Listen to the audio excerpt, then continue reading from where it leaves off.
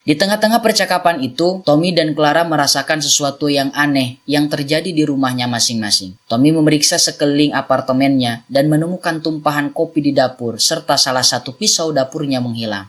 Clara memeriksa setiap sudut ruangan. Ketika dirinya berada di balik jendela, ia melihat kembali tulisan si pembunuh bayaran, sehingga hal itu membuat penyakitnya kambuh kembali. Tiba-tiba bayangan masa lalunya muncul. Kemudian Clara berteriak secara tak sadar, ia menghancurkan laptop yang ada di depannya.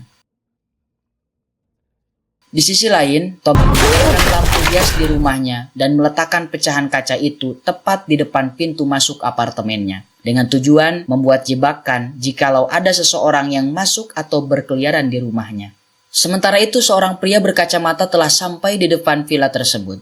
Setelah itu, Clara menuju ke dapur. Clara melanjutkan obrolannya dengan Tommy. Di tengah-tengah percakapan itu, Clara melihat seorang pria berkacamata berjalan menuju arah villanya. Pria itu masuk melewati garasi dan mulai berjalan menuju lantai atas dan memeriksa setiap sudut ruangan. Situasi pun mulai mencekam, kemudian Clara bersembunyi di bawah meja. Ketika pria itu berada di lantai atas, Clara memanfaatkan kesempatan tersebut untuk kabur melalui jendela. Clara berlari ke dalam hutan sambil menengok ke arah belakang, memastikan pria itu tidak mengejarnya. Kemudian Clara membuka ponselnya, bertujuan ingin menelpon Tommy kembali. Namun sayangnya, ponselnya tidak mendapatkan sinyal. Setelah itu tiba-tiba penyakit Clara kambuh kembali. Hal itu membuat dirinya jatuh pingsan, sehingga Clara jatuh ke dalam jurang dan tubuhnya tergeletak di pinggir jalan raya. Tiba-tiba sebuah mobil berhenti di dekatnya. Lalu seorang pria keluar dari mobil, lalu menghampiri Clara dan bermaksud menolongnya. Pria itu mengajak Clara untuk masuk ke dalam mobilnya dan mengantarkan Clara untuk pulang.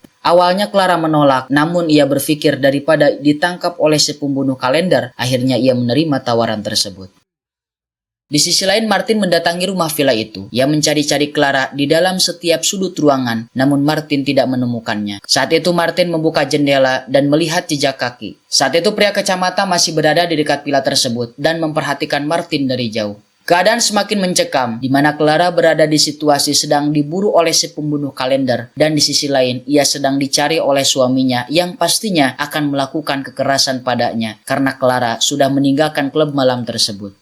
Clara mencoba menghubungi Tommy kembali. Ia menceritakan kondisinya saat ini. Tommy mengingatkan agar Clara saat ini tidak mempercayai siapapun. Di tengah-tengah percakapannya, Tommy mendengar suara anaknya. Anaknya mengigo karena tubuhnya sedang demam. Tommy kemudian mencari obat lalu meminumkannya kepada putrinya itu. Setelah itu Clara menawarkan diri untuk menyanyikan lagu penghantar tidur untuk putrinya tersebut. Tiba-tiba air mata Tommy tak terbendung. Ia mengingat istrinya yang selalu bernyanyi untuk putrinya ketika akan tidur. Kemudian Tommy